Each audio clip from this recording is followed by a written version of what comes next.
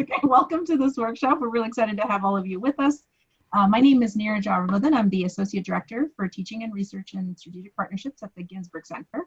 I'll say a little bit more about the Ginsberg Center, but let Ryan introduce himself first. Hi, everyone. My name is Ryan Henyard. I'm the Faculty Experience Designer at the Center for Academic Innovation. And the Ginsberg Center, for those of you who may or may not know, we are a community and civic engagement center. We partner with faculty and students and community partners to bring them together in equitable partnerships that can take a lot of different forms in courses and research and projects, in short and long-term projects. And we're really excited to be working with you. And it's been really a pleasure to work with Ryan on this workshop as well. Ryan, do you want to say a little bit about CAI? Sure thing. I also just turned on the auto transcription, so hopefully for those of you all see that, we're all piece by piece. The Center for Academic Innovation is one of the centers hosted inside of the Provost's office. We spend a lot of our work thinking about ways to improve education and have a particular focus and skill set on improving education delivered online. We develop a lot of massively open online courses for faculty all over the university. We also partner with departments to develop their online degree programs in places like the Ross School of Business and School of Public Health, School of Social Work. We also have a team dedicated to public engagement work that does some really fantastic things around community engaged and community partner centered learning. And we also develop open learning experiences like teach outs that are designed to reach broad audiences about current topics that are near and dear to the university's mission. And so like in that role, we serve as sort of a convener and a partner with faculty and units all over campus to help find ways to fund and make to fund and support through resources and staff capabilities, innovative research, innovative teaching, and all sorts of fun scholarship, both residentially and for our audience of global learners. Okay. Those of you who are just joining us, if you'd like to introduce yourself in the chat with your name and department and maybe your song of the summer. A few of us have done that, so if you join later, you might not see those, but hope to continue to hear from folks as you join. We're going to get started and let you know what the plan is. Before we get started, just want you to know your microphone's muted, but you can unmute at any time to speak. You're also welcome to put your name in the chat if you have a question or comment, and we'll call on you that way. And then there is a participant agenda, and I will put that link right here. That's just so that if for whatever reason you are unable to, there'll be different reasons. We'll come back to that in a sec, but it gives you the agenda there as well. And also I will share, for those who might have bandwidth issues, we're going to share a PDF of the slides so that if you want to follow along that way instead, you're welcome to do so.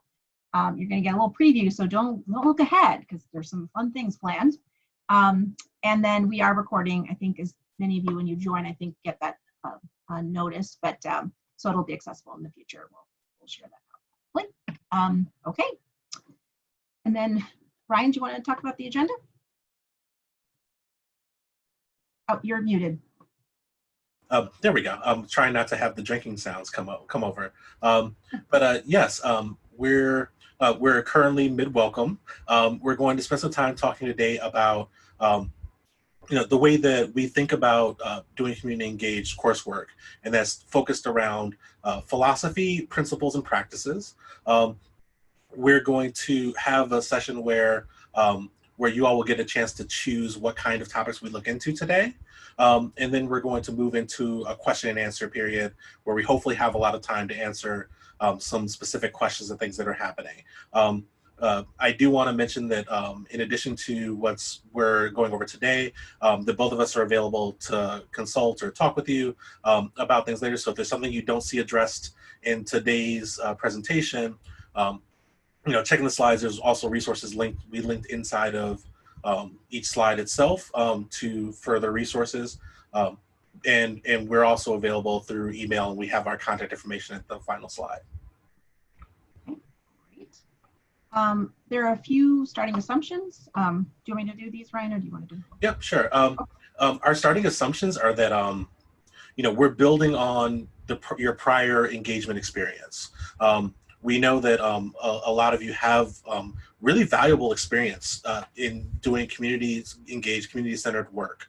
And one of the most difficult things about this period where we're all doing learning remotely or doing learning in hybrid environments with the constrictions that COVID-19 has brought for us, is that it's really easy to feel like you're starting from a place of weakness, that you're trying to scramble and pull these things together. But I think it's really important to recognize that you're building on strengths, that you're coming to this with something, that you're building on what you've done in your in-person classrooms to engage communally. And so we're assuming that experience, and we're focusing on tools that will help you do that with the least amount of friction possible. So we're talking about tools like Canvas and Zoom that are supported by ITS and our campus partners that make it easy for you to get help.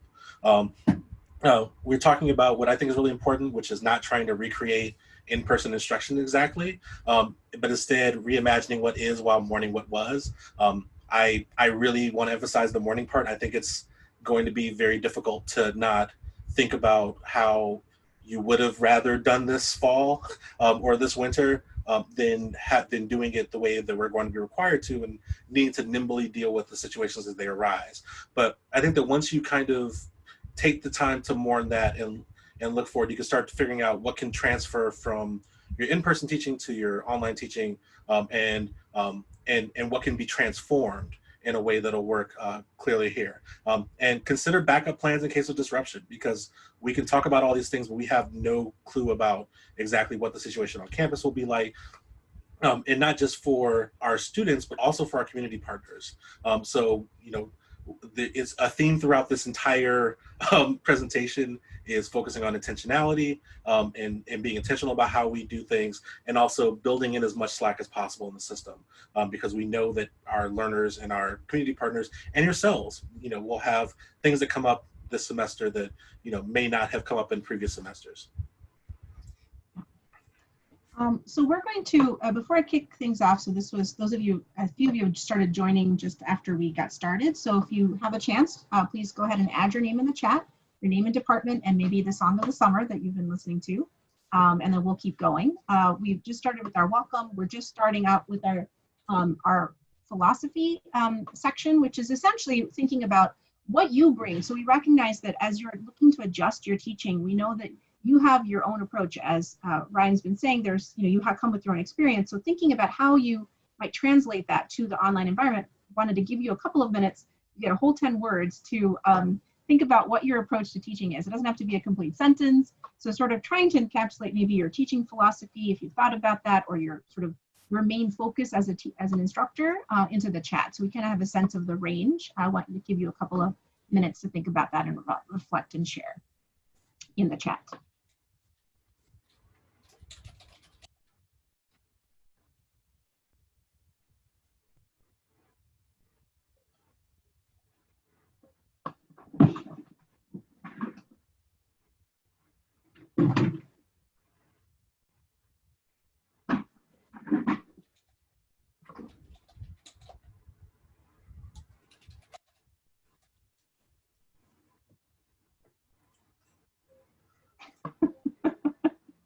Catherine, I can really appreciate that, and I'm very grateful I don't have toddlers right now. I have older children, which comes with its own challenges. So,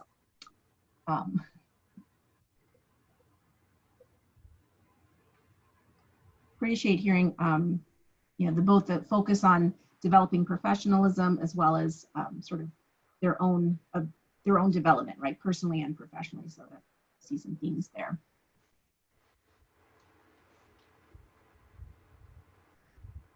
A few more minutes for other folks to add. We're just asking folks to add to the chat your own approach to teaching. Feels like Cecilia might have influenced by something or other. Perhaps the Ginsberg Center, I'm not sure.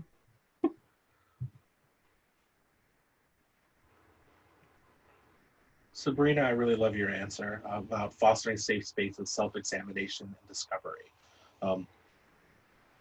Yeah, it really builds off of Denise had a similar, yeah, I really appreciate that. And I think that's something we've been talking about as Ryan and I were talking about this session is what does that look like online? And so that's a lot of what, as you think about what you bring, right? So this is where I think that shift, like how or where will your teaching philosophy show up or get emphasized online in your community engaged course? So, right, you don't need to abandon the way that you approach your teaching, and I don't suspect that any of you want to, but there's that sense of you're having to make compromises, you're having to adjust to being online, and recognizing that that there are adjustments to be made, but to remember that there's a core to your work that continues to sort of influence and shape the way that you are adjusting to the online experience. So we just wanted to take a couple of minutes to think about that before we kind of dive in more. And a few things that might help, and I'm just going to show this hopefully. Oh wait, did I stop? I'm still screen sharing, right? You can still see my screen? Yes. Okay, only because I don't see my little green window. But so the one thing I wanted to share was the Ginsberg Center, we have this guide, and it might be helpful. As we said, we can share the PDF of the slides again, because for those of you who might have joined later, so I'll throw that into the chat as well. I'll grab it while you. I just added it real quick, but if you could share, I don't know if there's anything else we shared already. And so this is simply some guiding questions, but it actually might also help you think and reflect on your own teaching philosophy, right? So there are these questions that really reflect the process of sort of course design, but then as you think about, what role your community partners might play here, as well as your students. So, a lot of you are talking about being student-centered. So to what extent do you make room for and allow for your community partners and students to inform your course design and the development of the course throughout? So whether it's sort of goals and objectives, whether it's the assignments and the reflections, whether it's the outcomes and the evaluation, right? So what role do your students and you and your partners play in each of those? And so just wanted to give you that as another tool to use. And then there's also this guide, which I won't share right now, but it talks a lot about developing your online instructor presence. So again, that recognition that you are bringing something, you don't have to abandon who you are as an instructor because you're online, but there are ways to do that. So there's some really great suggestions in this. And so we will continue to share some of these links, and they're linked in the PDF, so you'll be able to access them after. And then we wanted to just shift, as Ryan talked about in the beginning, the agenda's philosophy, principles, and practices. So this piece is that you bring your own philosophy, and that we are using the Ginsberg Center's principles, but it often, because we are focused on community engagement, we hope that it'll help sort of drive your own thinking as a community engaged instructor. I won't go into these at length, but I just wanted to highlight a few things. So one thing we think about a lot at the Ginsberg Center is this piece around connecting civic learning across contexts. So this idea of how are you intentionally helping your students think about their personal development, their academic development, but also their civic development, right? How do they understand themselves as developing habits of civic engagement? How does your course support that? And we see community engagement as a really effective way to do that.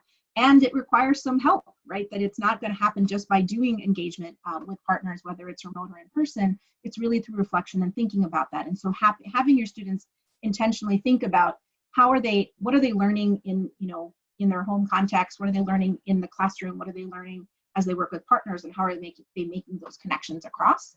And a big piece, of course, is that we start with community, right? That our approach is that. And I think a lot of you, as you think about your own partnerships, is how do you involve community partners in the process of your course and your design, and thinking about what their priorities are as you partner with them. We think a lot about, particularly the piece on centering on equity and acknowledging power. We recognize that partnership between university and communities can be really fraught at times, right? There are obvious power dynamics, and it's really important to acknowledge those.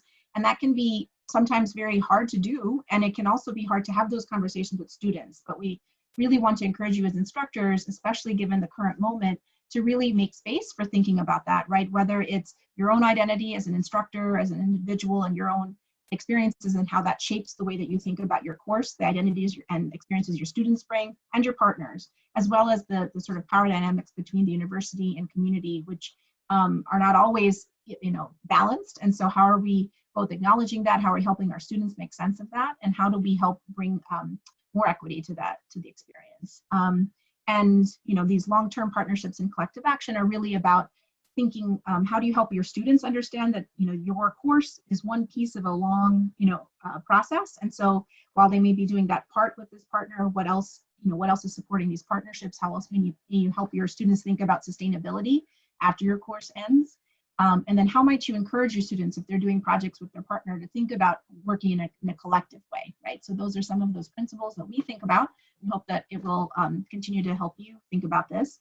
One thing I'll highlight really quickly is we have a guide here that is also linked in the somewhere in the many links in our document that is really looking at how we've applied these principles for online teaching. So we really tried to think about different aspects of your course design and how it might actually relate to starting with community or centering on equity. So we encourage you to take a look. And some of the things we've brought up here, it is reflected in that guide as well. So we're just highlighting a few things from there. Any questions in terms of the sort of philosophy and principles so far?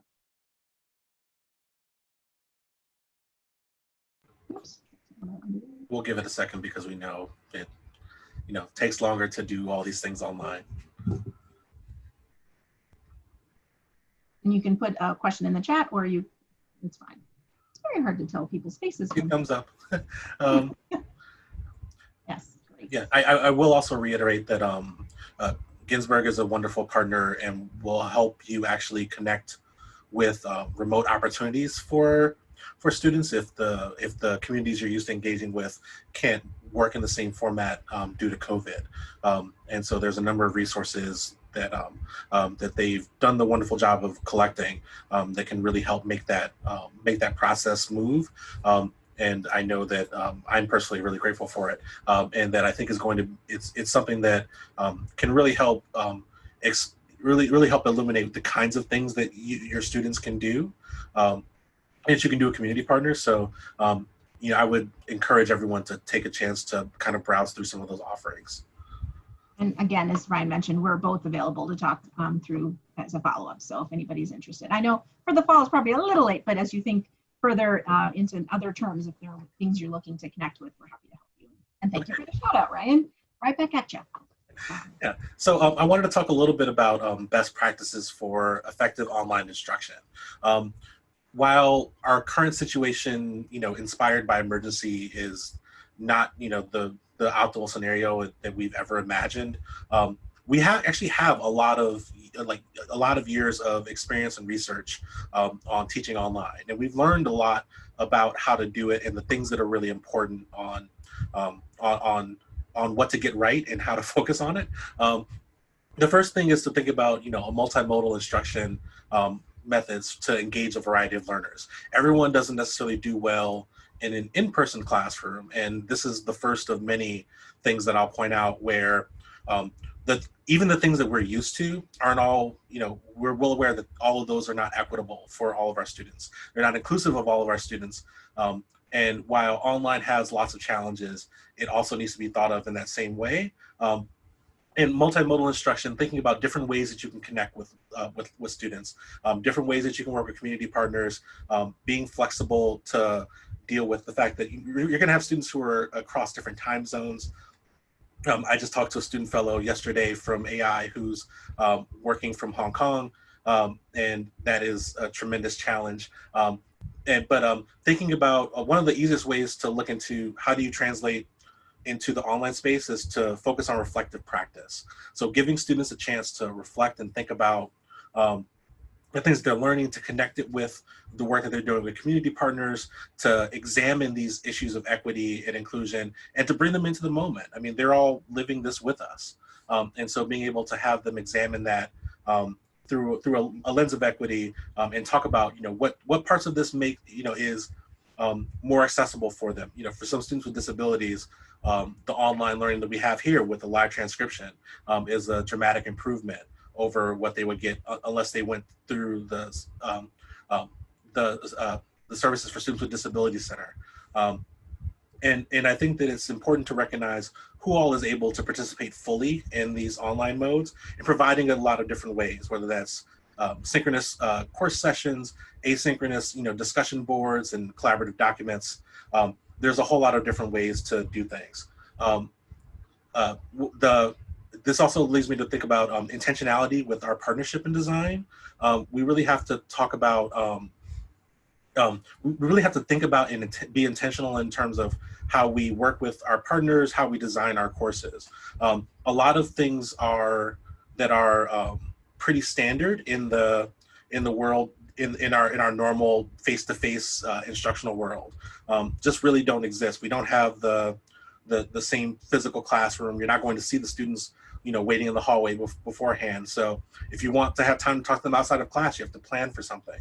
And similarly with partners, you can't necessarily rely on location-based events and things. You have to kind of plan out more intentionally. Neeraja, if you can hit the next part of the slide. And thinking about how partners will contribute is one of the things that's going to be critical for working with things online. Partners have a lot of needs that can be met remotely in terms of being able to connect them with students, but thinking about how to do so in a bilateral way where both your students and your community partners are getting real value out of the partnership is really important. And one of the ways you can do that is to bring them into some of the online resources that we have. ITS offers two different kinds of access. You can have sponsored affiliate accounts where your unit sponsors them to have something like a unique name that's able to log on and use a lot of U of M services. And there's also friend accounts, which are faster to set up, but can provide direct access to things like Canvas courses. So you can actually bring your partner directly into the online spaces that you're using to instruct your students and have them participate in discussions and other things that that can help collaboration and help make up for some of the fact that you don't have the in-person levels of discussion. And lastly, adjusting for the different levels of community engagement, hours-based community engagement versus the client and project-based, and then independent research. All of these are a little different online, and having it based on hours when you might not be able to have students and community partners in sync due to time zone differences, and versus working on projects where you can be a little more asynchronous, you can be little more flexible, are things that you might want to consider. In independent research, taking advantage of the students' abilities to do a lot of research and data work online is something that can both provide value for partners, but also provide some self-direction and independence around doing that kind of work. Neeraja, is there anything else you wanted to talk about there? No, I think the only other thing I would add is just this, the idea that not only that there are different levels, but that you might have to prepare your students differently for those different kinds of interactions, right? Ryan brought up really important things around sort of differences in time zones and things, in which approaches might be better given our current conditions, but also thinking about that, students who are working with clients you might need to really help them think about how they might need to adjust in trying to develop a partner relationship. And we'll talk a little bit about that later, but just thinking about how you might have to adjust for each of those types of engagement experiences a little differently right now. Okay, so I will pause again for questions before we keep going. So while you all are passing questions, and please throw them in the chat or signal us, I do want to kind of point out that a lot of the things that we're doing even in this session are intentionally modeling things that we know are useful and enjoyed by students. So, we're providing, spaces to pause and add questions because we know that it can be difficult to find time to interject when everything is delayed and online. So just another tidbit. There is a lot of really deep thought that goes into these things, but the good news is that there's a lot of resources available for these, and now that we've had a few semesters under our belt, there's also a community of folks doing different kinds of things. Deborah has a question about some specific types of organizations and types of activities students will be doing remotely. Neeraja, do you want to give some examples from? Sure. There are several organizations. So there's a couple of things. I think one is there's a lot of requests right now around sort of storytelling media assets. So really helping folks with fundraising efforts. There's things around doing, either helping with their social media accounts, things like that, developing, writing that the community partners can use to help basically get more people to support their efforts, because so many of our partners are really struggling financially. And so that's a big set of requests. And in fact, our next newsletter will kind of highlight that in particular. And I know Amanda's been really trying, our campus community partnerships manager has been really trying to bring more people into that. One of the things we're actually, so I think there are some of those examples. I think we always have questions around like data and evaluation and things like that can be done, projects that can be done remotely. Our collaborative CTAC, which is the Community Technical Assistance Collaborative, I know our projects are full up, but we're always getting requests from partners. So that's always something, if you have an evaluation component to your course or skills that your students can contribute, that's always something.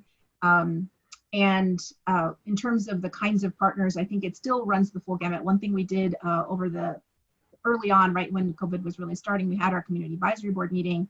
And while it's a small sample, we asked, do you still plan to or want to engage with the university? And it overwhelmingly, like 2/3 had said, yes, we plan to continue as either the same or more. And I think that was a really helpful barometer of how much our partners are still wanting to engage the university, even though the way we engage might look really different. So if you have existing partnerships that you're wondering if they still want it, I think it might take a little bit longer. To Debbie, to your question, yes, there are still people who are looking for in-person support. It of course changes day to day given the current circumstances, but things like food delivery, certainly. There's also like other medical supplies. We had a response core group that was really working to respond actively to the COVID crisis. And there are also within our, as Ryan mentioned, our connected community portal, we have things highlighted specifically that are remote and also things that are specifically around COVID. So if those are things of interest to you, please take a look at Connect Community. I'll put that link in the chat as well. And then the other option is for you to reach out to us and we can help connect you to folks that are looking for stuff right now. And then there was also a question about Microsoft Teams. Do you want to take that one, Ryan? Sure. Denise mentioned that Microsoft Teams has an environment where it approximates an auditorium where it puts everyone into a pasted background. I haven't spent as much time looking at it. I think that those kind of things are interesting to look into, and I think that it's worth actually asking your students about how comfortable they are with adding a different technology tool, because we do know that there are a lot of things that can be done that frankly are just really great classroom experiences, but it's always balancing that with the amount of cognitive load that they're carrying by taking the majority of their courses online. And also important for you as an instructor or facilitator to need, as far as how many different platforms are you used to using. If it's something that you have already experienced and strengthened, it's probably worth asking your students about testing out. And I know that I wanted to go back and think about some examples of organizations doing work remotely. This summer, I personally witnessed and helped with some requests for data work or for people to help crunch data with some grant writing efforts. I believe are also being asked for students to help with providing the documentation and pulling together the data to request funding as a thing that helps a lot of these community partners keep going. And being able to apply skills from your particular course is a thing that I think it both really helps your students.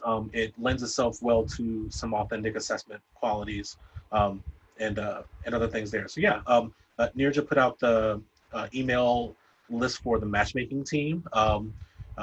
Matchmaker, make me a match. And you can, sorry, and they're really a fantastic resource for helping to find things that align with what your students' expectations are for this online semester, and still giving them meaningful, important community-based learning experiences.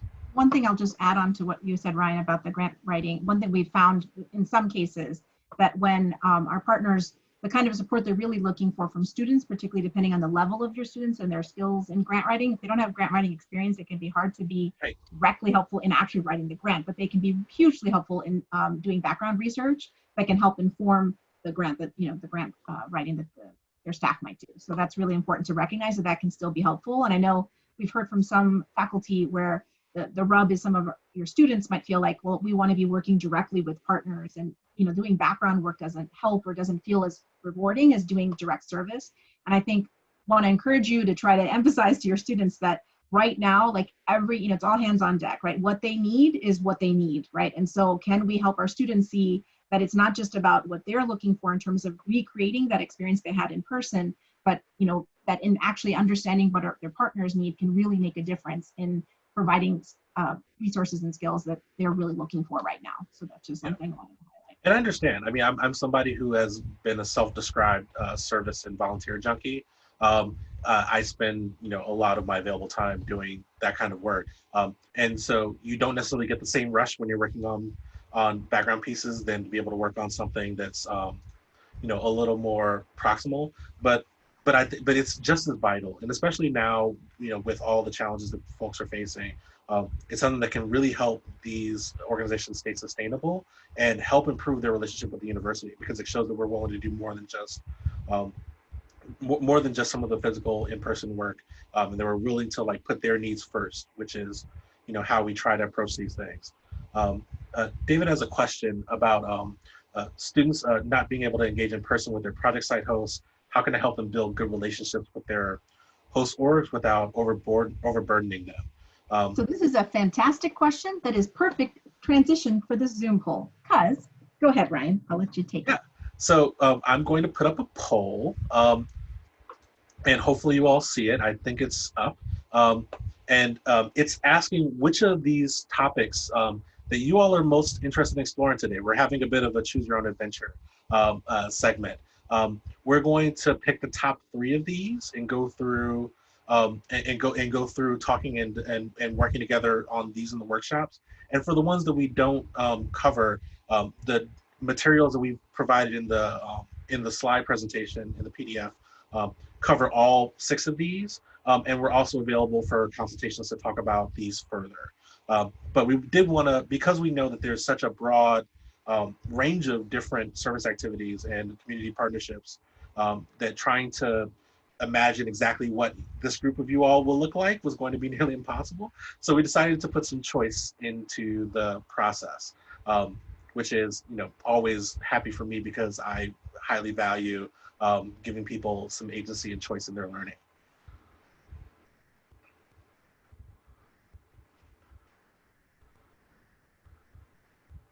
Looks like almost everybody has voted.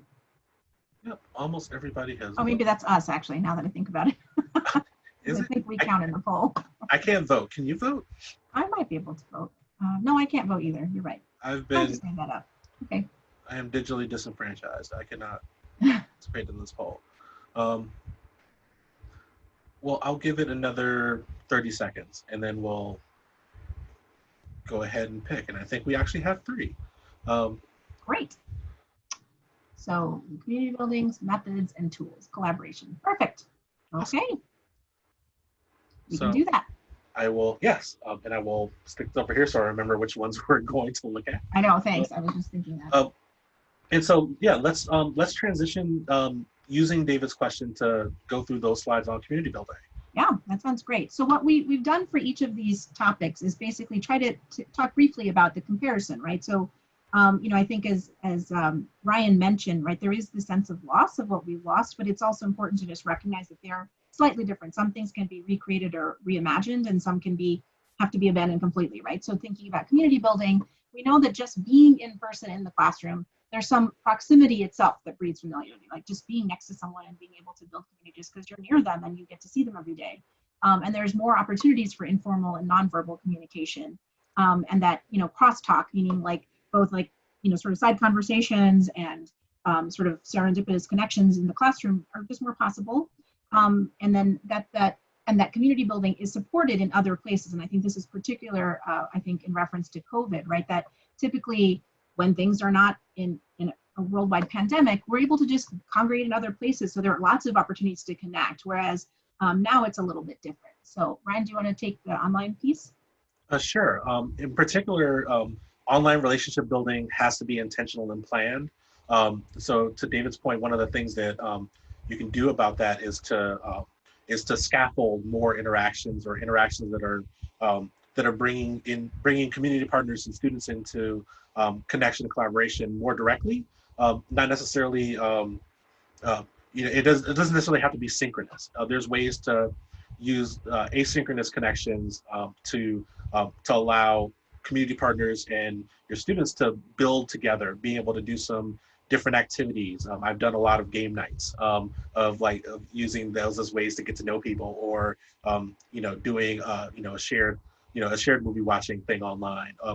And then even for the more direct work-based parts of the relationship, being able to work in shared documents, which we'll talk about later with collaboration tools, being able to bring community partners directly into some of your lectures if they're synchronous, because now, since we're all remote on Zoom, you can add their voices more directly. You can also have them record messages to your students ahead of time that you just include with your asynchronous materials. You can have students provide videos or recordings or other things that help make the connection between the individual students in the groups that are working with community partners, and to help build that relationship. In an online, our personal space is something that we have to kind of be aware of. Our personal space is very public. For all students and community partners may not be in places where they feel comfortable being on camera or having their real life background shown. I have my lovely view from the top of the Hatcher Graduate Library that I miss. But behind me is only somewhat messy bookshelf. It's gotten much better since it started. And so I think it's worth trying to be sensitive and understanding that different students may have different kinds of expectations around how much of themselves they are able to perform when they can't go to a separate space to be doing school things, and that's going to have an impact on them and their community partners. As faculty members, you're the people who have the most interaction with students, and therefore are going to be most likely to see some of the different needs that they have.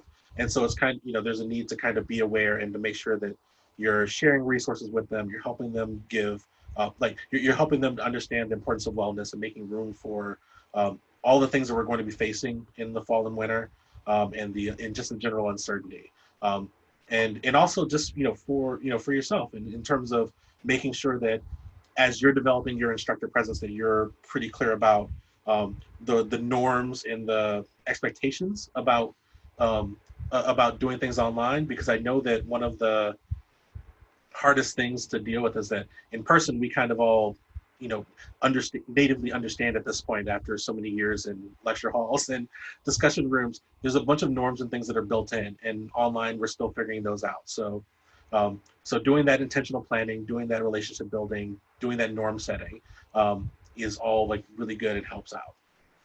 And one thing we also wanted to do, in addition to thinking about sort of just comparing in person and online, and Ryan, you raised a lot of important points, is that recognizing that we're not just in dealing with being online, it's that within this context of the current moment between COVID and racial unrest, and there are a lot, and our challenges facing our community partners, a lot of additional considerations. We wanted to point that out. And some of these things are going to be obvious, but I think it's really important just to emphasize, right, that we know that social isolation, even as students are coming in, the fact that they're having to isolate for 2 whole weeks before coming to campus, assuming they're all going to do that, that the need for community building within your class and with your partners is even more critical, right? And we know that the more comfortable students are with each other and with you, the more likely they are to learn more easily or more effectively.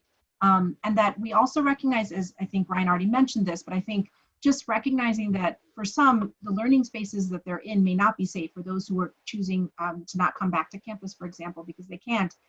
We just have to recognize that, again, the need for community might be even more dire or more important for some students and partners, for example. And that, so to David, to your questions around, how do you build a relation, help your students build? So I think part of this is to encourage them, right? So spending some time in class discussing ways that they might build relationship with their partners.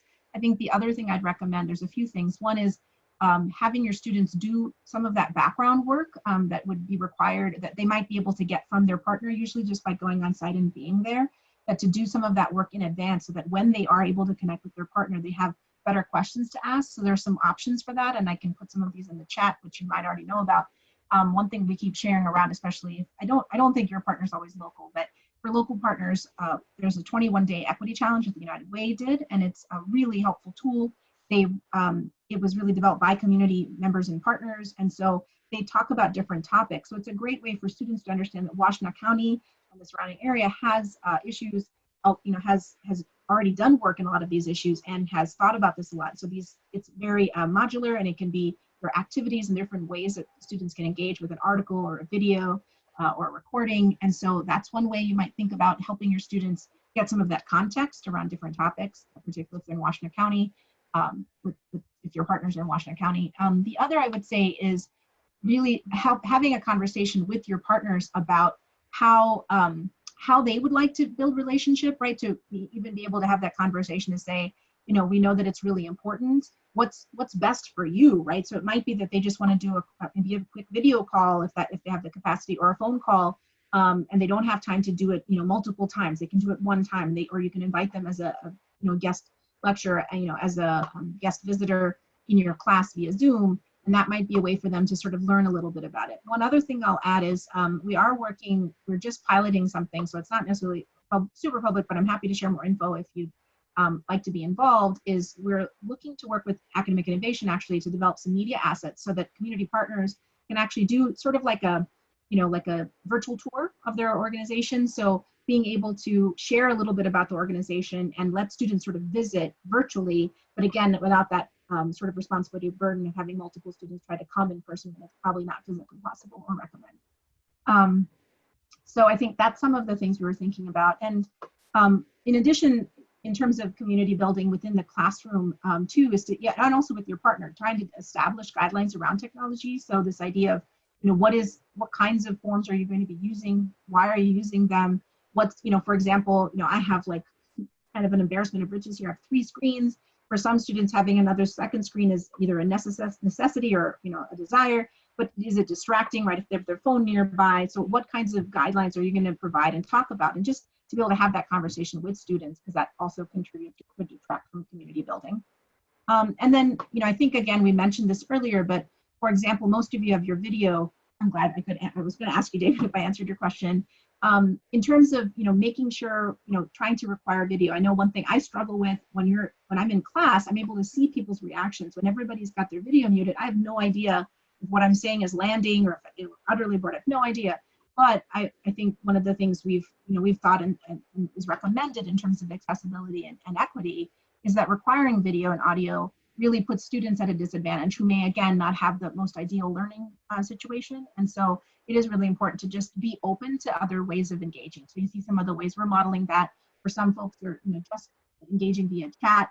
Others may feel comfortable. It's the Zoom backgrounds. There's lots of different pieces that can help do that. It's not a cure-all, the Zoom background, but it does allow more students to participate who may not want to share their private space. So I wanted to highlight in the beginning, when you joined, at least those of you joined a little bit early, we had some music playing. We asked you to put the song of the summer. So that's a very quick kind of thing. One thing we do at Ginsberg, one of our quick staff meetings, we always have actually all of our staff meetings, we have some sort of icebreaker activity, and we rotate who does that. And so this is one of the questions that I loved, which is, what fictional character would you like to be in quarantine with? And then in our case, what we do is we have people add their name to the chat when they're ready to answer. They actually say it out loud. So that's a way to sort of hear people's voices. It's a quick answer. It often brings delightful responses. And then the facilitator can really kind of make some, quick conversations or quick responses to those responses. And what's great is you could have a different question each class, and you can even help students actually help generate the questions or even facilitate that part of the class. And that's a way for them to take some ownership. It's a way to make it a little bit more fun, and it's a pretty quick and easy way to do that. And yeah, thank you, Denise. I'm so sorry to hear that you have to leave us, but we are looking, thank you so much for joining for the time that you could. And then a few tools we wanted to share is that, some things that we've done and we've tried, like, trying to just make it fun, right? The community building, even with your, with partners or with your among students, should be fun, right? And so having folks generate those ideas using Bitmojis or emojis to like share reactions, using different tools like that. I think the other piece, and we'll be modeling a little bit of this later, but you can use breakouts, and by using them, having fixed groups, you can help build community, right? If it's the same group that they're returning it to at least once, to say you meet twice a week, at least once a week, they're meeting with the same group. It's a way to build relationship with the same group, but then also randomizing it allows them to connect with other people, right? Especially with some prompts. And then using chat prompts like we were talking about. One thing I use a lot in our workshops is impromptu networking. So we would have tried that if we'd had a little more time, but where we drop you into a breakout with 2 other people, have a prompt and have you all talk to each other. And it's what we would do in person, but you can easily recreate that in a virtual setting. And then asynchronous, you can use discussion boards, right, to sort of pose a prompt and have students respond, and especially in terms of getting to know each other a little bit, if not personal, like for very personal, just more casual or informal conversations there. And then there's some collaborative tools that we'll talk about when we move to the collaboration section, so we can give you a couple of examples of what that looks like. But there can be some fun ways to be like, put an emoji up that describes your mood today, or describes what you bring to a team, for example. So there's fun things you can do to make it a little bit different from our usual, like these raise your hand and answer this question.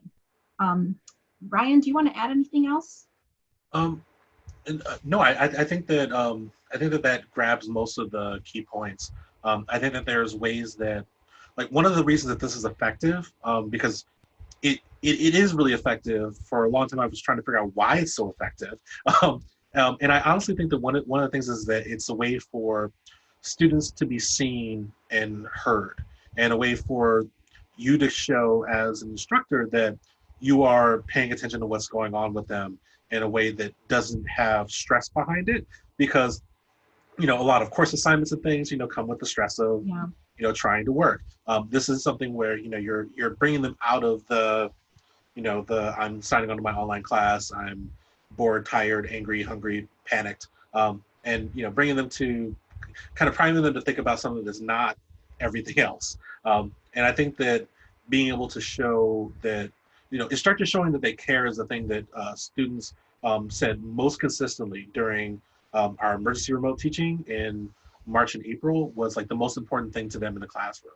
And it's these little things that help you start to differentiate and understand and relate to those individual students, because even with big classrooms, you're going to get to know them through things like office hours, but before that, things like this help you make connections. You can go like, oh yes, well, someone else listens to Morna music. That's really exciting. Or to be able to help, students make connections with each other, and they might find out that they've got things in common without those interstitial spaces, without the hallway outside of class. So all those things are really good, and I'm glad that I think that folks have shared a number of different things among faculty members. Talk to your peers and ask what they've used for this as well, because now that we're a few semesters in, there's a lot of community expertise. Only thing I'd add is if anybody else had suggestions, feel free to add it to the chat. We'll share that out, as well as I think to your point, something you said, Ryan, that just really struck, reminded me again, which is why I moved back on the slides, is that that our students are really craving connection, and that something that maybe you would have spent maybe only the first class or 2 doing, which is building community, you might actually need to do it every single class, right? Because the way that we are connecting is really disjointed in a virtual setting, where you're not able to sort of really feel like you're together, right? Because you're seeing one face at a time.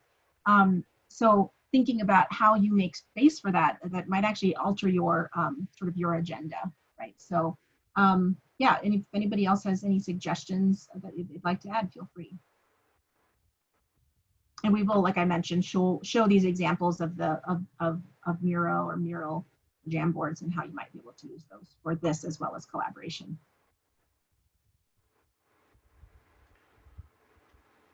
Hi, I don't have a question. It's more an observation. Sorry, David, my camera on. So one of the things I'm kind of struggling with, we just had a faculty meeting this morning, and they're throwing a lot of applications at us and worried about like software bloat and making it more complex and more frustrating for students. So I'm just trying to really keep it stripped down as light as I can. So I'm thinking probably Canvas, Zoom, and like Google Drive or something. Yeah. I appreciate the value that these other tools give, but I'm worried about kind of making a frustrating situation more frustrating by having students have to adapt every class to something different. And I think I'm with you. I'm actually very similar. I think that every time you force your students to learn another tool, for those who've seen the tool, it's really exciting. For those who haven't, it's more than overwhelming, right? And so everything we're suggesting for the most part, even like these collaborative exercises, can be done on a Google Doc, right? It just that these other tools make some things easier. So I'm just going to show you a little bit later when we get to collaboration what that might look like. We could absolutely redo this, and I've done it on a Google Doc actually. I tried unsuccessfully to set up a Jamboard for one thing recently, and I gave up and I just did a Google Doc. So, you know, but it worked just as well. So I think it's point well made that it is a lot to learn, is for you as well as your students. So don't feel like mostly it's for those, you know, again, we're not knowing who is in the, you know, who's in the space and who wants to try new, you know, different things versus who wants to sort of be streamlined. We recognize all of that is valuable. So we are offering them just so that if you'd like to explore. Yeah, and for me, if I switch to my faculty experience hat rather than my, focus on student access hat that I've been wearing a bit today, I really think that it's important to understand what your comfort level is with these tools, because you're carrying a whole lot, these next 2 terms. And so trying to make sure that, taking care of yourself in these ways also means making sure that you're using tools that you're going to be able to have support for if things go wrong or if things need extra work.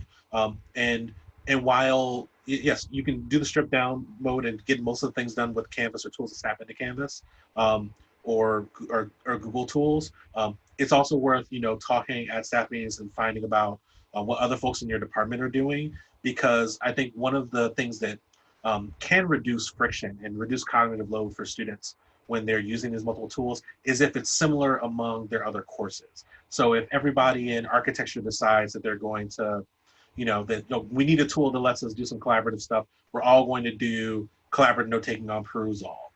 And so if people can agree on that, then you've got not only, less friction for your students to get into those tools because they're not going to be jumping back and forth all the time, but also some built-in support. When if you're trying to figure out how to do something, you've got other faculty and GSIs you can call on outside of your normal circle. And I do want to make sure that I mention, because it's easy to forget, that our colleagues at CRLT and at ITS are both hosting a tremendous number of workshops pretty much every day from now through the start of fall, multiple times a day on some of the more technical parts of these. CRLT and academic innovation are doing a lot of pedagogical work. ITS is doing a lot of technical work. One way or another, there's folks to be able to consult with to iron out the kinks and figure out what is something that you're willing to go through that effort to use. And you can always have a backup and say, we're going to just fall back to discussion boards and email and other things, and frankly, we'll live. Okay, thank you. Yes, and I was just refreshing my memory of what was next. So it looks like I think we predicted exactly. So this is one of the next ones that was requested. So we're going to talk a little bit now about instructional methods. So Ryan, do you want to start, or do you want me to? Yep, I'll go ahead and kick that off. If you can, I just got to remember where my first slide is. So instructional methods, we talked a little bit earlier about, figuring out what, like knowing what you do in your face-to-face course and figuring out how that translates to online. And when I think about adapting a course, I think about, which things transfer easily, what other things need to be transformed to work better in the online environment. In person, the thing that we've all learned how to do is to read the room and nonverbal clues. You notice when people are not, not talking, not talking and paying attention. There's always like a couple nodders who sit there and, and give you good feedback. They're like, oh yeah, that's a very insightful point. I'm absolutely a nodder. But face-to-face lectures do kind of transfer to synchronous Zoom sessions in the same way that, I'm doing this in the similar way that I would, teach in class lecture. But class discussions held in person get to be a little different. And I know that sometimes they're done with a number of tools, but we're kind of all used to the structure and the rhythm and the cadence of in person. And so if you hit the next part, talking about what this is like online, in order to achieve the things that we achieve naturally, we kind of have to be, again, more intentional. And I've said it like 80 times, and I'm sorry. But it's really true. And I think that some of the ways you can mitigate the lack of natural connection and the feedback that you get from viewing people is to intentionally have spaces where you gather frequent input. we're modeling this in terms of how we're asking you guys questions in the chat, how we're including information and breaks in the slides to make sure that everyone's caught up. We had polling to let you have input on what we focused on today. All of these things are intentionally modeled in terms of, best practices that we know help students feel more engaged in each session. You can transform a lot of your lectures into shorter asynchronous videos. There are high intensity ways to do this with like big production values and everything else. There's also super low production value and like relatively easy ways to do this. And I don't think you need to feel like you have to have that it has to look amazing, that it has to look perfect. You can actually do a whole lot just by like recording yourself narrating slides in PowerPoint, which is surprisingly useful and lets you record one slide at a time. If you're a person like me who can't stand to listen to yourself talk on camera, only having to hear one slide at a time is much better than trying to get a whole take of a 10-minute subject. But it does require that we think a little differently. We have to kind of chunk our learning. We know that learners start tuning out after like 10, 15 minutes. So you have to break things down into a little fewer discrete concepts, but it comes with a lot of benefits. It lets learners who are dealing with time issues learn however and whenever they're able to. Right now with COVID, there's a lot of things going on, but it's a real benefit there, and it also lets learners kind of go at their own pace. They can watch it. If you speak really slowly, and medical students are notorious for playing back their lectures at 1.5 speed, 1.7 speed, just because to cram more study time into the day. And a lot of the things you talk about in the discussion session can be done in smaller breakout rooms for a synchronous session, or asynchronously on a discussion board where you're able to get everybody's opinions and read through them and be able to respond in line.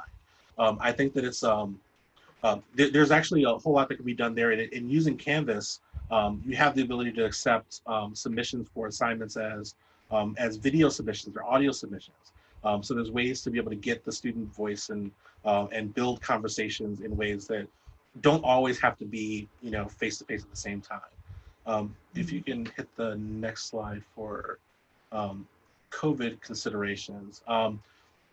I think it's important to explore the way that community partners interact with your students. We've alluded to this earlier in talking about ways to bring them into your course, like being able to give them a sponsored affiliate account or a friend account so that they can actually see what your students are learning, see what they're applying, provide feedback, is a really valuable way to honor the time and energy that your community partners are putting in. And availability and flexibility is so important. You're going to have students in different time zones. Also, like students and community partners will all be dealing with family care responsibilities if someone gets sick, having to deal with health events. I've been trying to think of how I structure learning when working with faculty partners in that, will your syllabus, withstand a student being out for 2 weeks, 2 class sessions? Is there a way to get back on track? Because that's a situation that seems pretty likely to have to endure. And community partners are also dealing with all these things. They're dealing with all these issues.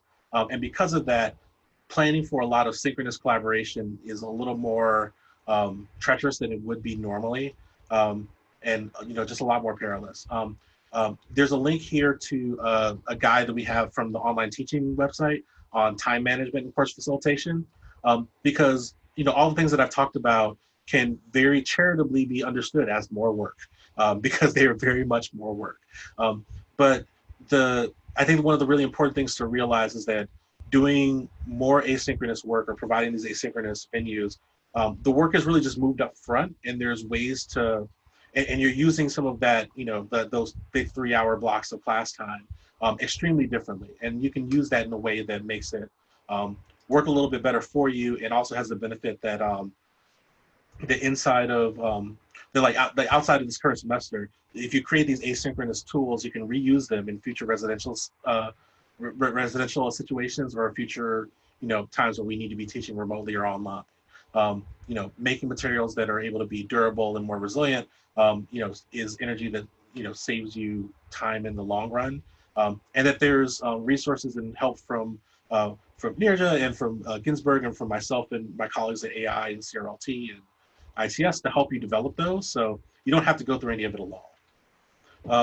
One other thing I would add, which I think we've highlighted more at the end, but just to give another resource, we have a whole slide that's just external content, right? So we have the community engagement MOOC, we have other MOOCs that actually can help actually provide those short videos that you don't have to do everything yourself, that some of it already exists, and you could clip them or show them just as part of the class, right? And so that's another way to think about some of the work that feels particularly burdensome, that some of it's already done or can be used to supplement what you're doing.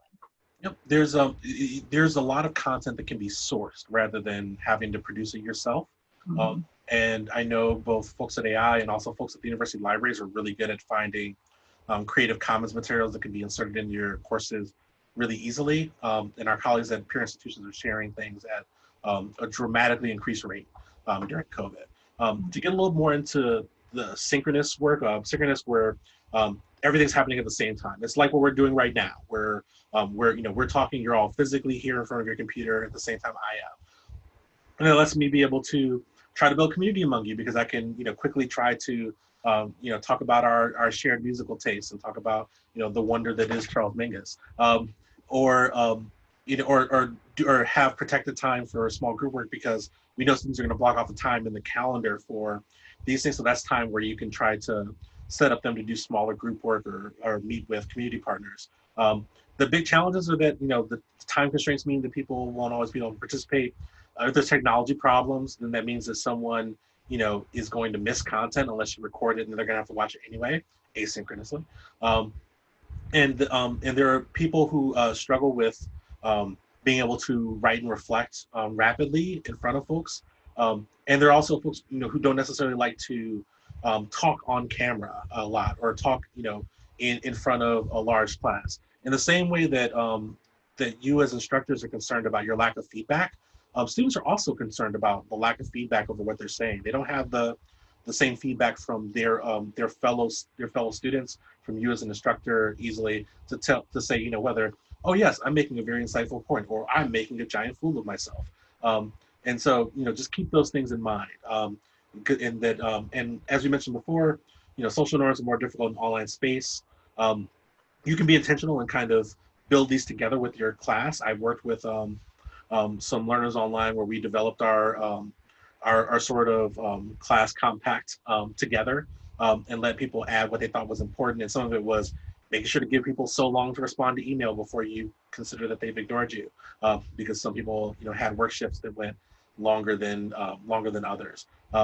There's a whole lot that we can do, and examples of this are not just Zoom or Blue Jeans, but also things like Google Hangouts or Slack, or there's also other tools that really thrive on happening at the same time. And in asynchronous work, it's built to be able to. I think it really excels in being able to provide more space for reflection and more space for meaningful answers in writing. It's a different sensation getting to know your students through their writing rather than getting to know it through their talking. But I think it's one that's actually really valuable. My colleague, Evan Straub from AI, has been teaching online and talks about how much she loves that she gains insights from her students when they write online in their discussion boards, because she knows so many more things about them and can recognize their voice in writing more easily. It's also accessible for people who are geographically dispersed. It does lack immediate feedback, but it does, and you do have to take some time into making sure that people participate. And one of the easiest ways to do that is to respond to those prompts, even if it's just small, and talk about the things that are happening. When I, make sure that I acknowledge what David included for his Song of the Summer, that is my way of showing that I'm paying attention to him as a learner, and that I am trying to build connection and community there. I'm modeling this behavior.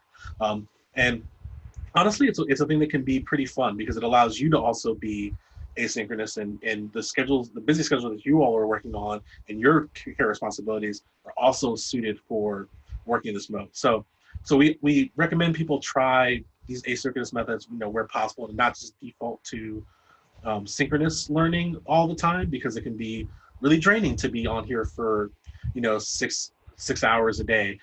My wife has noticed that I started calling some days Truman Show days, where I'm just on camera all day long, and I just know that I'm just going to be forever, forever on camera. And in this tool slide, we have links to three different guides actually from our online teaching website. In March, we made a website called Keep Teaching that was about all the emergency things you needed to be able to keep teaching through the ship. And we've kind of transformed that into a website with resources that's focused on being more intentional and developing good online courses rather than just trying to just get through the semester, which is what I was trying to do in March, versus here's how to actually develop a course that's a little more meaningful, and has more of the things that we're dealing with kind of woven into the course design. There's a whole lot of different tools for asynchronous use and synchronous use, practical tips, links out to other resources, and this website has a number of pathways for where you are in your course design journey, whether you're just designing a course, or for example, there's even things for the question we had earlier.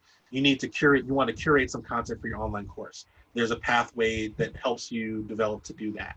So like I said, also lists live sessions and workshops that are coming up.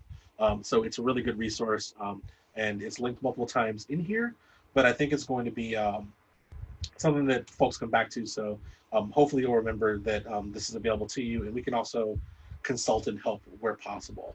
I saw David had a question, and I flagged that in the queue for the Q&A. I think I just cool. put it in there. So Perfect. Yeah. So are there any questions about instructional methods before we move on to collaboration tools? And I'll give it a little bit. And I said it to myself to make sure that I give myself a little. This is all very meta, by the way. It's there's something very specific about trying to make sure that I do the things that I talk about doing and explain how I do them, and why I'm doing them.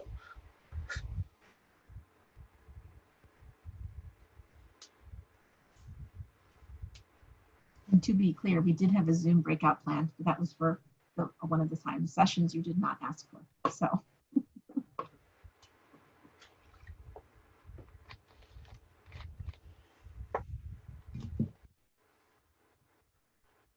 Okay, I think we should move over to collaboration. Yes. Okay. So for collaboration, as we think about in person, I think the pieces that we know that what collaboration feels like in a classroom, right? There's the possibility of physical movement. There's possibility of touching things and moving things physically in the room. And also as an instructor that you're able to monitor multiple groups and how they're doing at the same time in a way that is really hard to scan and frankly impossible when they're in breakouts online, right? And that the other piece here is that, being able to potentially work in community spaces to build relationship, to your point, David, right? This question of how do you build relationship when you don't get to go in person as much if they're working remotely from the get-go, right? So just thinking about what collaboration looks like in person and what is made possible when you're in person. But on online, the creativity is still possible, right? And that, as Ryan had mentioned in the instructional method, the asynchronous opportunities allow us to extend the collaboration time, right? To allow for that reflection, allow for that development, the slow build of ideas, as long as it's sort of sequenced and scaffolded so that it's not just sort of an open-ended bucket to say go collaborate, right? That you've actually let it be intentional and be sequenced so that students are able to understand how they build upon each other's work. And that if you're doing collaboration synchronously, like breakouts can encourage connection and allow more sensitive conversations, right? So that's where you have a smaller group of students, they're much more likely to talk to each other, just like they would in a small group in class. They're more likely to talk in a small breakout than they are in this large setting, right, in a large group. But it is one of the challenges I know that we've experienced a lot since going online is it's much harder to know what's happening in a breakout, right? Short of sort of popping your head into a breakout. There's really no way. There are some tools that let you do that, but Zoom in particular does not let you sort of see what's happening. You can send a message to the breakout rooms, but they are not able to message you back, right? So this is where having one thing we've tried to model is this participant agenda, right? Having a Google Doc that's separate away from the Zoom breakout itself lets them ask questions, right? There's a way you can communicate that way so that there's still an ability to interact, or at least throw, summary points. You can have there's some different ways to encourage collaboration even within the breakouts. Some things to consider, and again, I feel like we're sounding like a little bit of a broken record, but I think because it keeps coming up, and we were thinking across each of these is independent, not knowing which ones you choose. But again, it's partner access, right? If you are asking them to collaborate with their partners, do the partners have access to this? So whether it's the sponsored affiliate or, and really the sponsored affiliate or the friend account, right? Do they have access to the Canvas space, and can they access the tools that your students are using? And then recognizing again that there's calendar variations, right? That we, cannot expect if some students, this has happened to us, in fact, where they're like, well, I'd like to meet at 10 o'clock in the evening. Well, our partners may not really be willing to work off hours, right? Though some of them may still be working, but they, so just helping our students recognize those differences. And again, that availability may differ because of personal circumstances, and thinking about when is synchronous or asynchronous best, and how do you help your students think about that, right? So that, again, they may have a preference personally for synchronous, but how are you helping them think about how asynchronous might actually work better for partners or for each other? And then how are you incorporating partner feedback, right? When, how often are partners being asked to provide feedback? If there's a project your students are developing, how are they able to do that in a way that's, again, not too time burdensome for them? So are they able to leave them, asynchronous note or message? Are they just able to do a quick phone call, right? So I think, again, anyway, so that's just something to think about. And then how are your students sharing those outcomes and results with the partner? What forms does that take? And do you have a time set up? Is it just asynchronous sharing via email, or is it really a conversation where the community partner can get feedback throughout as well as at the end of the process?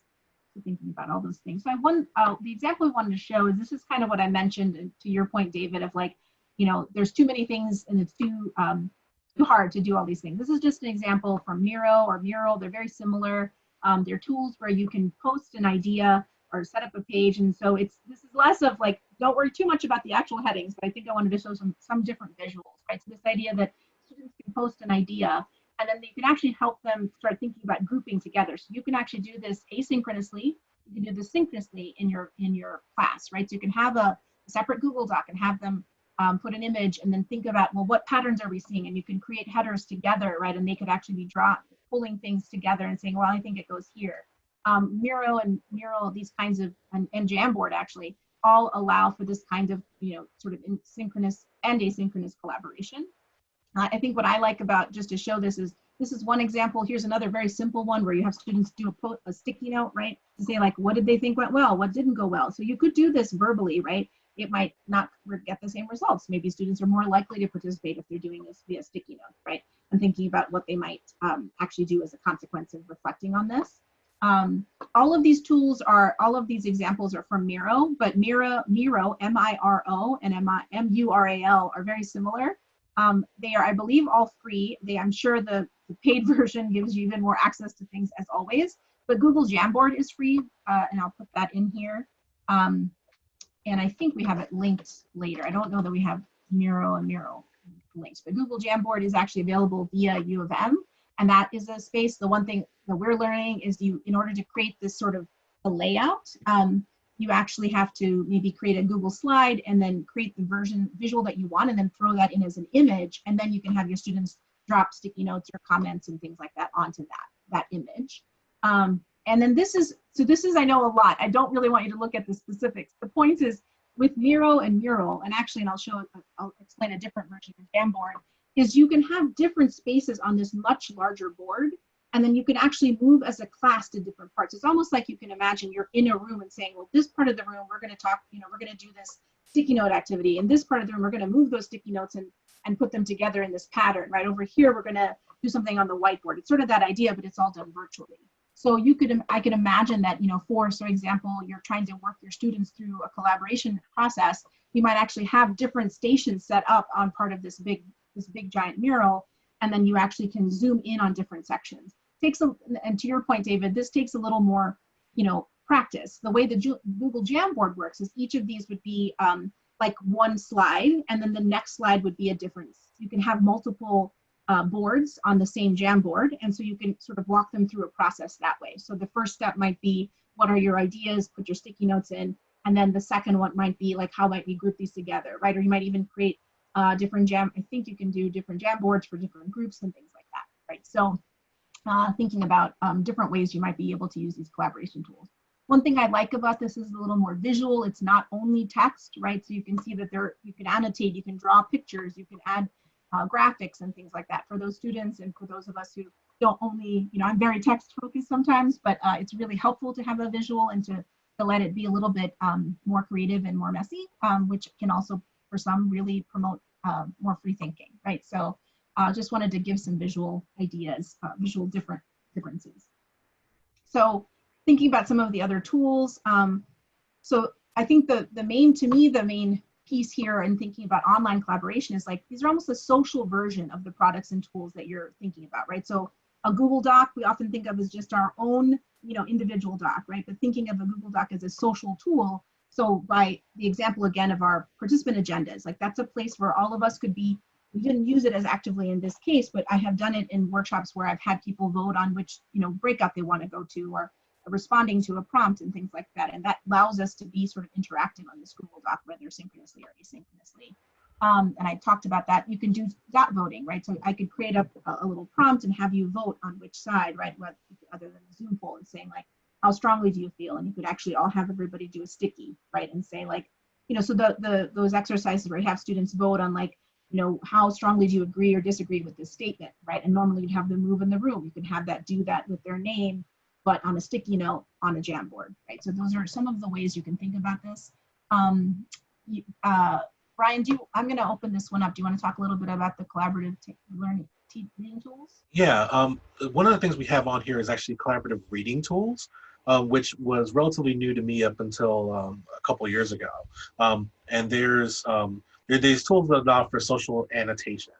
It basically lets people read and highlight and go through articles together. And it's a great way to, if you have students who are reading technical articles or journal articles, or other things that are pretty dense, being able to let them go through and highlight and make notes or make comments or ask questions. Perusall is one tool that we've used a lot inside of academic innovation. We have like a journal club where we talk about academic research, which is super fun if you're big research nerds like we are.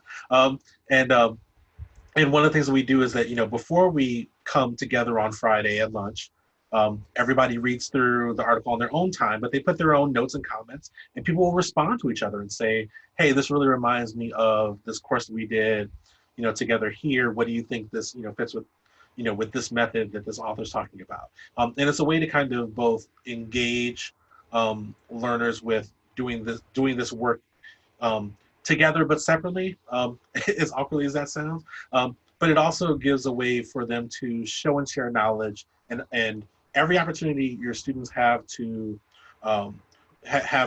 demonstrate their knowledge is something that helps them build their own self-efficacy, and that's something that's going to show well in a lot of your other work. And it's also a great way to formatively see the kinds of gains that your students are making, because all those things are kind of neatly bundled up, and you can see whether their response to the text is what yours is.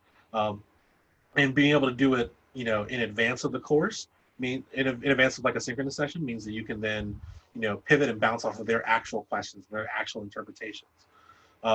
We have some other ways of collecting feedback. We've collected feedback here in the chat in terms of pulling these questions into Slack. I'll also note that there's, Zoom has a whiteboard that I'm very bad at using, that allows you to like draw on the screen like you were, holding a laser pointer in inside of the a lecture. Right now, I'm using the draw tool so that I can say, I just tried to use it, but you can see how well I draw online. So there you go. So, I've added a dot here for the Zoom whiteboard. And it's possible to, save that and then put it in the folder with the Zoom recording. It can be a little unwieldy because I think everybody can start drawing at once and then things get really funky. But it's, there's a lot of different kinds of tools that you can use to allow for some collaborative and creative work, and they don't all have to be an external thing. Some of these are built into the tools that we have. I think that BlueJeans also has a similar feature if that's your video tool of choice. Yeah, one thing I will add about both blank slides and Google Docs, right? So a blank slide or Zoom tool, the draw feature. So when you are the host, you're not going to see it because you're not a host right now. But when you are the host of the Zoom, and actually I'm happy to make you a host for a sec so you can see what it looks like. Maybe I can. You have to do it, Ryan. Yeah, I'm not able to shift you into a co-host, but so. And unfortunately, since I can't, I don't think I put this in the PDF for the slides, but I just put a link in the chat to the Zoom guide on annotation for like how to enable it. And like if you scroll down on that page, it shows you how to actually use it and the different things that tool can do. So I just added it to the participant agenda in case people want to look at it. Hey, see, we're doing it. We're doing it right now. We're building collaborative tools. That's right. And one thing I wanted to say about the blank slide or the Zoom whiteboard, to Ryan's point, is these are ways that in case you want to give your, so I think about like when you first join a class, your students are getting used to you and participants. Like I know my own comfort level with like letting everyone have access to everything to be able to edit makes me very uncomfortable, right? But as you get to know your students, or maybe you're just not as control freak as much as I am, and you might be willing to do that on day one, right? That you actually give everyone access to be a co-host in the Zoom, and then they're able to write on the whiteboard, which is to Ryan's point, that anybody can write on this whiteboard, which can be chaotic, but also can be really purposeful if you trust your students to be on task. And then with the blank slide, similarly, if you have slides that you're sharing and you have a blank slide, you say, breakout one, type in your notes here, then everybody has access to that. You can also do that via Google Doc, right? But again, the blank slide requires you to share the slides in a way that they can all edit. And again, if you're comfortable with that, that's fine. If you'd rather not do that, you can use a Google Doc and it's sort of the same function. I just wanted to highlight those differences and how they might function. Yeah. So that we're actually remarkably, we made up some time here because I think we both talked so quickly. It's very exciting. We are going to open it up now to some questions. And so one of the questions was David's, which was, I will repost here into the chat, but it's also in the discussion or on the participant agenda. And I have an idea, but I wanted to see what Ryan, you were going to say. This is David's question that I just added to the chat. Yes. The question, what can I do to help a student team of 3 grad students to get integrated remotely with each other to coordinate their client-based efforts? With a small team of 3 students, I think you can you can survey them and ask about how they most likely like how they would prefer to be able to work together, and then really what I've typically found useful is to highlight the kinds of tasks and roles that team is going to need to accomplish when working with the client, and have the students talk about how they're going to either take and or rotate through those roles, and provide them with some scaffolding of helping to schedule 2 meetings for them to get started. And then once they're in the cadence of things, you can have them do report outs or check-ins on a more rotating basis. Neeraja, what do you think? The part I was wondering about is what's available in Canvas. Like, are there ways to create like sort of breakout, like sort of groups or rooms in Canvas for them to have their own room so that they can basically share files, do discussion, or you could just recreate that in a discussion board and say in the discussion board itself, you could have each team have their own discussion and then they share files and communicate that way. So I just got to switch to my third hat, which is a former Canvas administrator. And Canvas has a thing called, so Canvas has groups, and groups mean something different in like every tool, which is why I don't like this called groups. But in Canvas, you can make a set of groups that you can sort, you can drag and drop all your students into these different groups. When you do that, it lets you differentiate their assignments and their discussion boards by group. So if you make one discussion prompt of, here, what are you going to talk about in your first client meeting? And you can assign it to all students and everybody be in one big group. Or you can say, differentiate this by the student groups, and every group will have their own discussion board. that's private to them, but visible to you as the instructor and to all of your GSIs or other instructional team members. You can do this, and then it gives a space for them to be able to talk with each other without having to worry about other classmates or teammates. You can also, if you make groups at that level at the full course level, they can basically have their own little mini Canvas course inside of your course. And that gives them a space to use the Pages tool, which is like a wiki, for them to be able to create documents that stay inside of Canvas. And the benefit for you is that when you build these kind of situations, you're able to see everything that's going on. Students can only see their things, which makes it, a nice space. They can drag and drop files there. It makes it so that there's one stop for you to kind of take a look at everything. And you can actually have assignments that require submissions that are done by the group. So only one person from the group has to turn it in. And it'll mark it for everybody in that group as being complete. In every unit, there is, I believe, still a Canvas unit liaison, like a person who's been, officially blessed by ITS to have, the keys to your kingdom of being able to help with coordinating Canvas support and things. They are a fantastic resource in addition to the consultation sessions that are available to help you actually get these things set up in your course if it's not something that comes easily. But I'll also go back and add a link to the instructor guide, the people who make Canvas, their guide on using these groups for group assignments. Because it's going to take me like probably 5 minutes to find it, but I think it's going to be a really useful, a useful thing to try out, and it's within the tools you've already got going. And Neeraja already found it. Great. I did throw it in there. I will, yeah. So I didn't know if you wanted to add anything else. There was another question, which was about Shufan's questions around, what if, can you record students or ask students to send recordings of their meetings so you can see how interactions went? And I think that I have a couple of thoughts about that. So thinking about if you were having your students meet with partners in person before COVID, would you have asked them to record those meetings? If you wouldn't, then I guess I'm wondering why record them now? And the reason I ask that is I totally understand the need to be able to know how it's going. And it feels, it might be even intrusive to the partner to be recording. But I do think it's absolutely valid to ask for a report back on how things went, and or checking back with the partner to say, well, how did it go, right? And again, perhaps having a conversation up front with the partner of like, what are their expectations for how they'll interact with the students?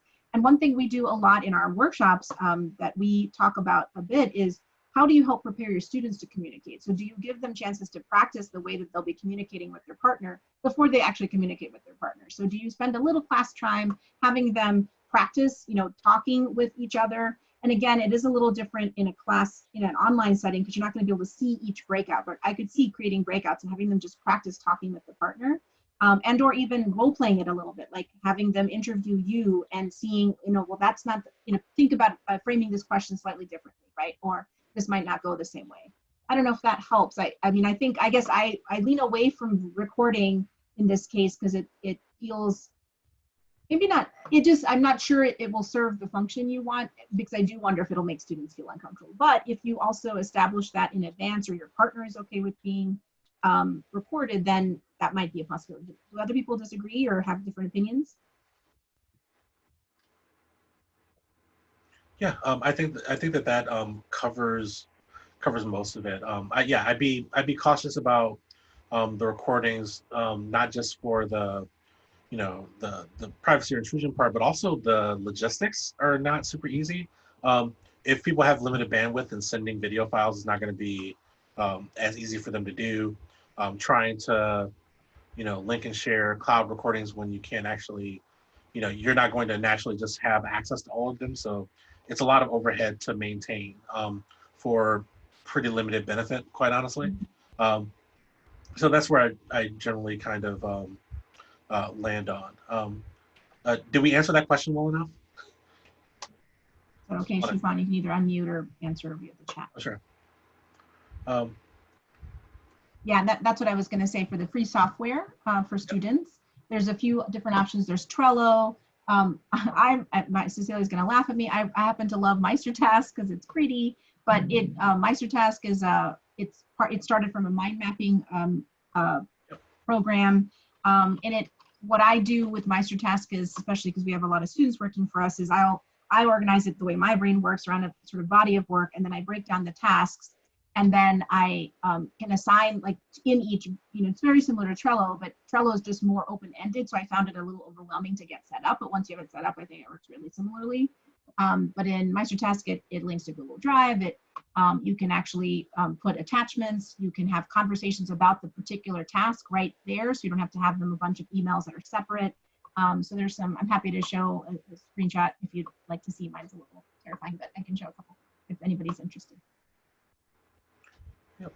I've added, I second and third Trello because I think it's the sweet spot between functionality and too much. I always get wary about giving students too much project management software because in the best of times, they are not always going to keep up with those things. But I think I believe all these tools integrate with Google accounts, so they don't have to make and keep track of another account. They can invite you to view their task board. They're able to put in due dates on things there. And so I think that works pretty well. I also added Asana, which is, I would call it heavier weight than Trello, but also depending on how your learners like to view things. If you're somebody who loves Gantt charts, because Gantt charts are wonderful, then Asana might be.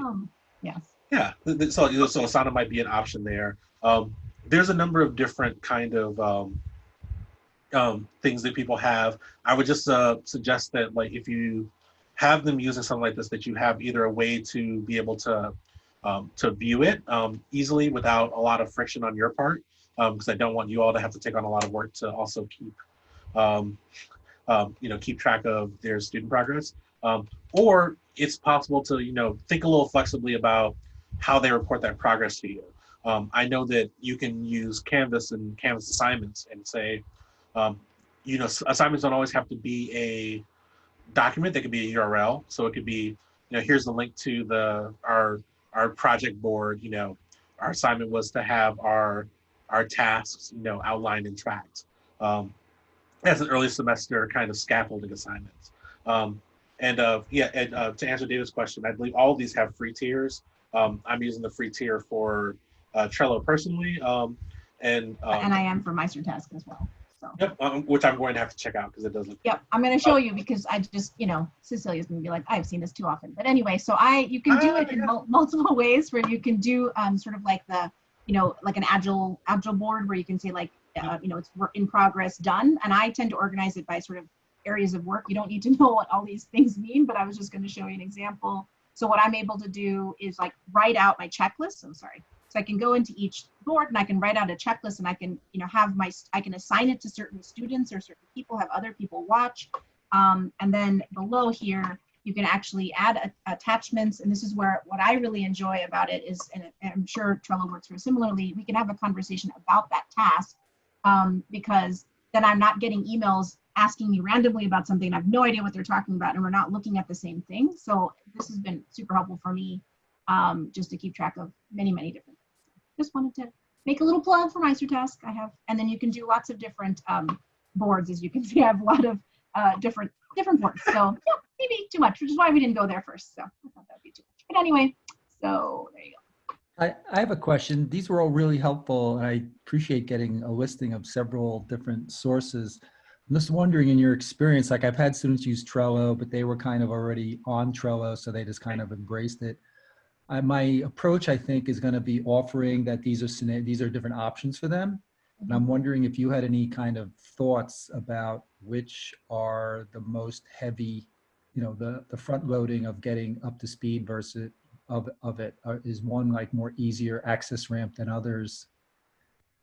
So I have my bias because I think that's the thing. I think I would say almost all of them are really actually very similar.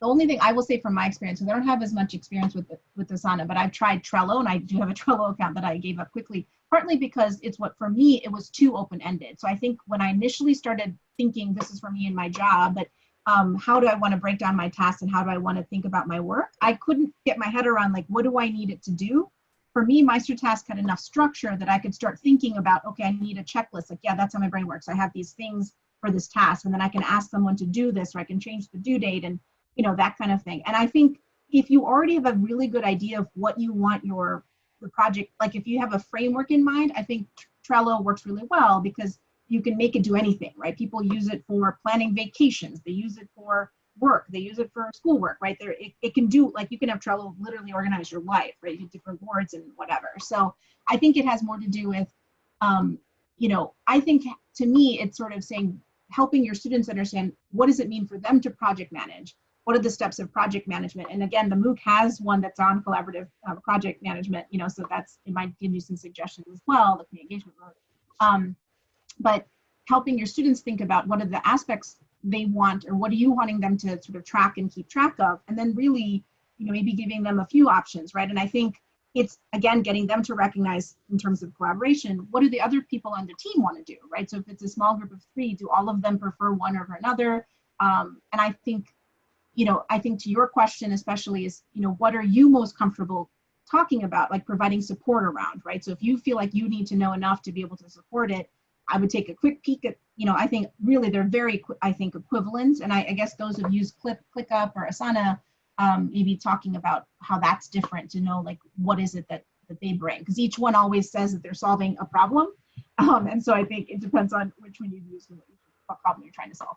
Yeah, and also, these are all like very friendly and pretty apps that have like mobile options and other things, which is why I lean towards them. You can also still do this in a spreadsheet. I definitely spent, my time as a research assistant, with just a massive, absolutely massive Google Sheet of all of our tasks and to-do lists and everything else. It's really about comfort and structure.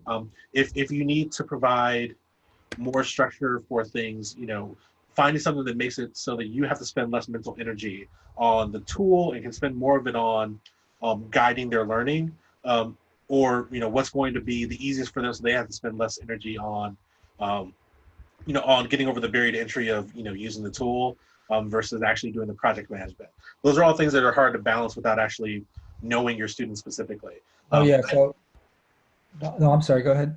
No, go ahead. No, I mean, this is why I come to these things. Really helpful to kind of have this or menu now option. So what I'm thinking, like, as I'm hearing and processing in my real time, it's like, I think maybe early in the semester, the first week, I introduce like 3 of these, and then they take a week to investigate them. They report back the second week about which one they want to use for their project management and why. So basically everyone gets exposure to different tools, and then they actually have ones that they want to they land on, and then they are early enough in the semester that they've committed to a project management software.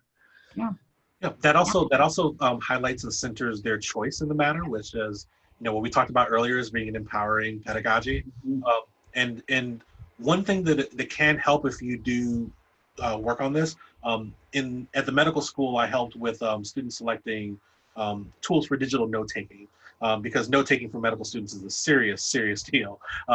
And to the point where we had basically our own information fair to show off all the different kinds of note-taking tools, and older students would talk about, their favorite tools, and someone was, stumped for OneNote versus Notability versus all these other ones. But it really does take time to be able to figure out, whether the shoe fits. And you can help that process along by giving students, a list of a few things that you want them to make sure that they can do in whatever tool that they're using. And so by focusing on the capabilities that you want them to develop, you can say, okay, you can try out these different tools. I want you to be able to set up some tasks, to set some deadlines, to assign some work, and to show me what you come up with for the first week. After they've gone through these, they might say, this was much easier for me to understand doing this in MeisterTrack than it was in Asana, and that'll help them make their choice, because they're, you're going to want them to focus on what you need them to learn from this process, and by putting that at the forefront as an explicit learning objective, then they can figure out which tool fits best with the way that they think about things, and you also don't have to worry about all the rest of the stuff. A couple of things. I don't know if there's other questions. We're doing so good on time. I'm so proud of us, because I was really not sure how we were going to do.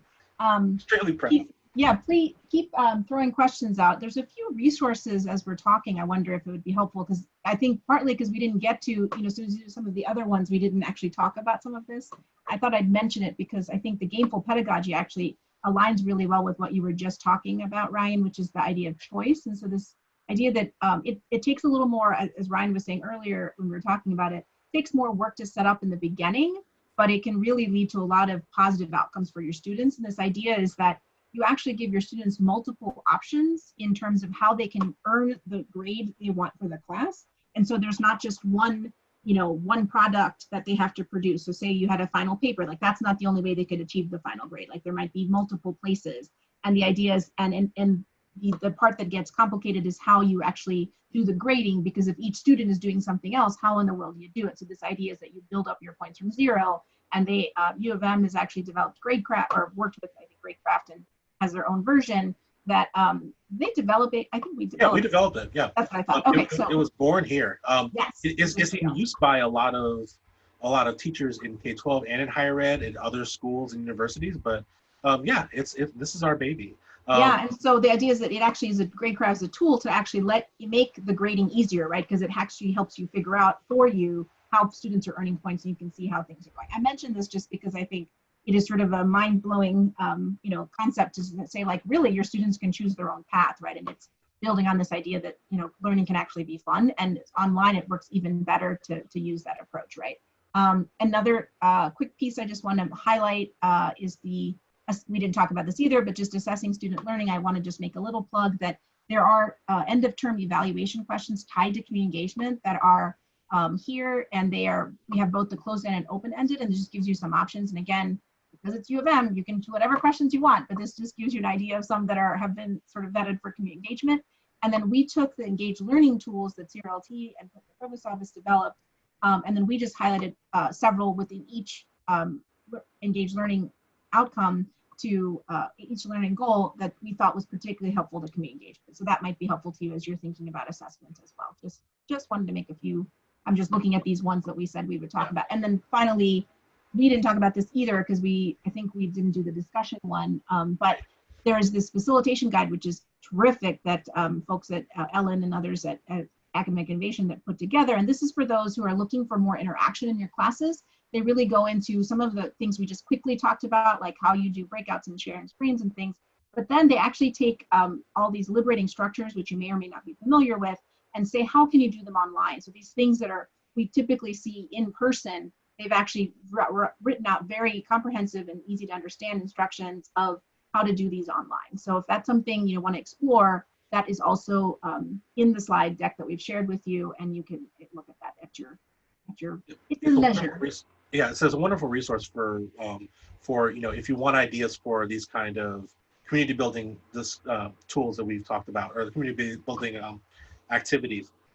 There's a number of them listed in that guide. It has been forged and upgraded multiple times during the summer with feedback from faculty members who've been using these things online. And frankly, I have to say it's one of the coolest things that we've created. We've got a number of upcoming events that are happening on the 19th of this month. The Center for Academic Innovation is working with Professor Barry Checkaway from the School of Social Work and from the Program for Intergroup Relations on a dialogue between young community leaders about the new civil rights movement, social justice, community organizing, and youth leadership. That's free and should be a fantastic panel discussion. The registration links are all in this in the PDF version of the slides. Yeah, these other events are workshops we have coming up via Ginsberg Center. We didn't talk about it much today, but we are launching this Pathways of Civic Engagement, which allows students to think about civic engagement in lots of different ways. And so we will, in this workshop, we'll really focus more on how academic partners can support these different pathways. So again, it kind of lends itself to gameful learning, this idea that there's not just one way for students to sort of develop those habits of civic engagement and of democracy. Thank you so much, Debbie. I'm glad you could join us. And then we have more events there. And then we've just laid out a bunch of resources for you. So we've got applying principles. So these are all like community engagement type resources. I've shared some of these before. And then the teaching online resources, even more. So the facilitation guide, there's some things around accessibility. Oops, and then finally, and then existing content. We mentioned the MOOC modules. And then if you would get your feedback, of course, we should have thrown this up there first so that they had to fill it out before they leave. Right. We'd love your feedback to see what we can do differently or better. You can use this URL. And I can, you know what, can you copy that into the chat so people can just, Yes. or not copy, but yeah. In the participant agenda, right? Yes. Oh yeah, you're right. It is in the agenda. So if we put it right here, I'm going to highlight where it is. You can leave feedback right there. And I'll copy the link and put it here. Yeah, thank you all for joining us. This is this is the first time we've done this workshop. I'm very happy that the folks showed up and came, and I think that I'm really looking forward to hearing what you all accomplished, you know, in your community engaged work in the next couple semesters. Even if it's not, you know, a full consultation, I would love to hear about what you all are working on and doing, and figure out, you know, what are ways that we can get resources to support you, because I think this kind of scholarship is really important for our students. Thank you for committing to this kind of work, even in troubling times. It means a whole lot. Yeah, well, and yeah, we put the link there. Yeah, if you want to do a consultation. So that's actually shared consultation time with me and Ryan. So you're stuck with all of us and Cecilia too. Okay. Thank you so much. I appreciate your time again. No problem. Great to see you again, David. Thanks, Ryan. See you down the road. Yeah. Fantastic. Good luck. Good luck setting everything up. Yeah, thanks. Cheers. Okay, I'll stop. All right. Thanks so much, Maria. I appreciate that. Appreciate the feedback.